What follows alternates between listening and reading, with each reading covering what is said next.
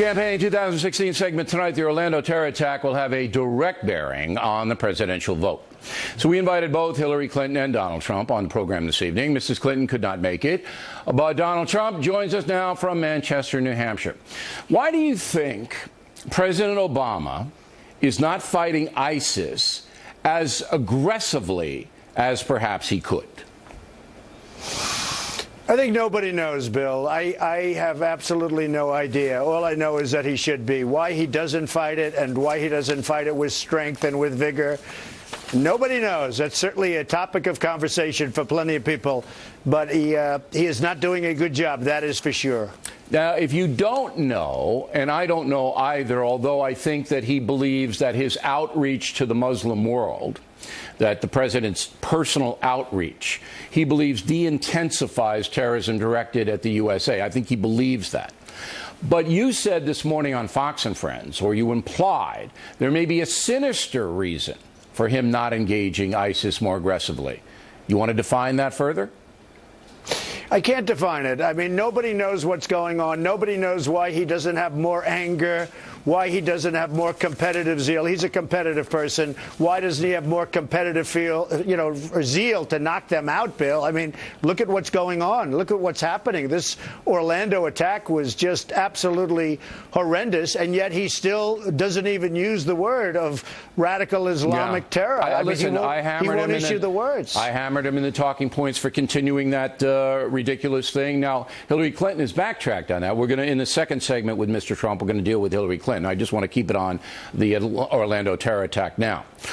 In your speech today in New Hampshire, you made a lot of reference to your policy of not allowing Muslims in here, okay, on a temporary basis. Temporary until we find out what's going on and what they have in mind. Okay. But there really isn't any linkage that I can find or the FBI can find between refugees, so-called refugees, all right, women and children primarily, coming here, and violence. So what are you asking? Why do you think this is a centerpiece in anti-terror fighting if there really isn't any linkage in those kinds of folks coming over? Well, I don't think you know about linkage yet. What's going to happen in 2 years from now? What's going to happen in 10 years from now? What's going to happen in 5 years from now? Look at the Boston bombers. I mean, they were here. They were already here. Their family came here, and they weren't radical when they were 6, 7 years old, and all of a sudden they blew people up, I mean, during the Boston Marathon. You just don't know what's going on here. They listen to the Internet, and they fall in love with ISIS. Bad things are happening, Bill, and we have to get down to it. Otherwise, we're not going to have a country at all. We're going to have this happening every weekend. Okay. I mean, what happened in Orlando is so disgraceful and so shocking on so many levels. And we just can't have a country like this anymore, Bill. And we have to have we need a president that's going to show passion to solve the problem. He sits there, he talks. It's almost like he's falling. There's an urgency. Bill, it's almost like he's falling asleep.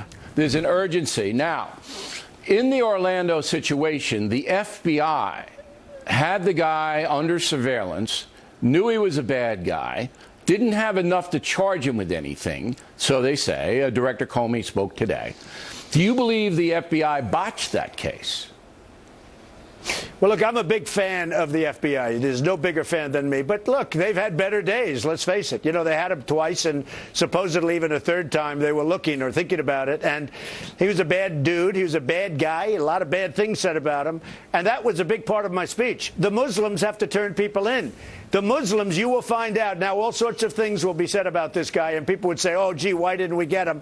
They have to turn people in. All right. Now, that being said, he didn't commit any crimes. He was a totally free record up until the attack on the nightclub. His father is a provocateur. His father is a pro-Taliban guy. Would you do anything to this man? And what could you do to him? Because we do have freedom of speech here. The father shouldn't have been allowed in the country years ago when he came here, all right? He was trouble then, and he's obviously, something's going on right now. even the way he did that interview, I said, what's going on? This is guy, you know, I don't know, you call him a professional or you call him something, but the father shouldn't have been allowed to come into our country in the first place. That's why your first question, you're talking about coming into our country. We haven't found anything. They've only been here for a short period of time. What's going to happen in 2 years and 5 years? What's going to happen in 15 and 20 years? A lot of times the children, there seems to be no very good assimilation. A lot of times the children of people that come into the country become a big problem. I mean, you again look at the Boston bombers. I mean, these two horrible beasts, they came in. I mean, the parents were here and they brought these kids in and they became radicalized, I think, later on, I think while they were in the country. So, you know, bad things are happening, Bill, and we have a president that looks like he's falling asleep when he talks about the subject. All right. Now, we're going to hold Mr. Trump over because we have some questions for him about Hillary Clinton and what she said today. And once again, Secretary Clinton is welcome anytime on this broadcast. The Factor will be right back.